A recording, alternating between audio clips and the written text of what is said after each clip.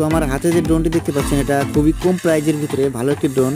আর এটার এক বিশেষ কারণ রয়েছে, এটাতে কিন্তু আপনারা ক্যামেরা সেটআপটাও পাচ্ছেন। ড্রোনটা দেখতেও কিন্তু মোটামুটি খুবই ভালো, চমৎকার একটি ডিজাইন, সাথে দুটো লাইট আছে সামনে। তো বলতে গেলে এটা আসলে আমার মতো যারা গরিব আছেন তাদের জন্য ঠিকঠাক, কারণ আমাদের কাছে অত টাকা নেই ভালো একটা প্রফেশনাল ড্রোন কেনার।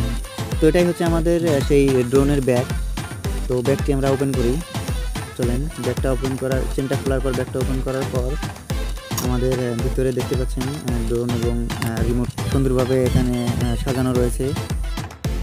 তো প্রথমেই আমরা রিমোটটি এখান থেকে বের করব। রিমোটটি বের করে দেখতে পাচ্ছেন এটাই আমাদের সেই ড্রোনের রিমোট, এবং এটা দেখতে পাচ্ছেন আমাদের সেই ড্রোনটি।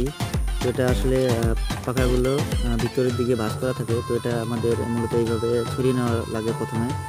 তো এইভাবে ছড়িয়ে নিচ্ছি, দেখেন চারটা এইভাবে ছড়িয়ে নেওয়ার পর তো দেখতে পাচ্ছেন ড্রোনটা কিন্তু দেখতে খুবই চমৎকার দেখাচ্ছে, এখন খুবই